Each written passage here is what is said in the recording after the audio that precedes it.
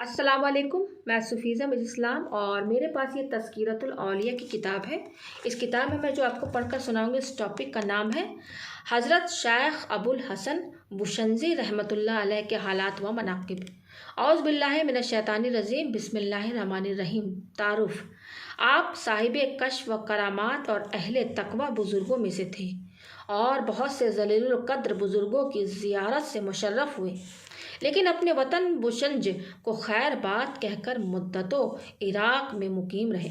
اور جب وطن واپس آئے تو لوگوں نے آپ کو زندیق کہنا شروع کر دیا، جس کی وجہ سے آپ نشا پور چلے گئے اور تا حیات وہی قیام فرما رہے۔ حالات: کسی دہقانی کا گدھا گم ہو گیا تو اس نے آپ پر چوری کا الزام لگاتے ہوئے کہا کہ خیریت اسی میں ہے کہ میرا گدھا واپس کر دو،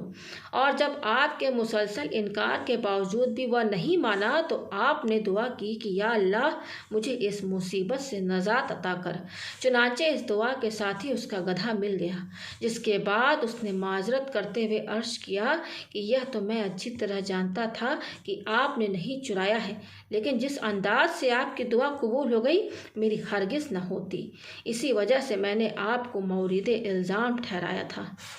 سرے راہ ایک شخص شرارتاً آپ کو گھونسا مار کر بھاگا، لیکن جب اسے معلوم ہوا کہ آپ حضرت ابو الحسن ہیں تو اس نے ندامت کے ساتھ معذرت چاہی، لیکن آپ نے فرمایا کہ اس فعل کا فاعل میں تمہیں تصور نہیں کرتا، کیونکہ جس کو فاعل حقیقی سمجھتا ہوں اس سے غلطی کا امکان نہیں، اس لیے نہ مجھے تم سے کوئی شکایت ہے نہ فاعل حقیقی سے شکوہ، کیونکہ میں اسی قابل تھا۔ ایک مرتبہ غسل کے دوران آپ نے خادم سے فرمایا کہ میرا پیراہن فلاں درویش کو دے دو، لیکن خادم نے عرض کیا کہ جب آپ غسل سے فارغ ہو جائیں گے تو دے آؤں گا۔ آپ نے فرمایا کہ مجھے یہ خطرہ ہے کہ غسل کرتے کرتے کہیں ابلیس میرے عزم میں تبدیلی نہ کر دے۔ ارشادات: آپ فرمایا کرتے تھے کہ حرام اشیاء سے احتراز کرنا ہی نکیرین کے ساتھ شجاعت ہے اور عمل پر مداومت کا نام تصوف ہے۔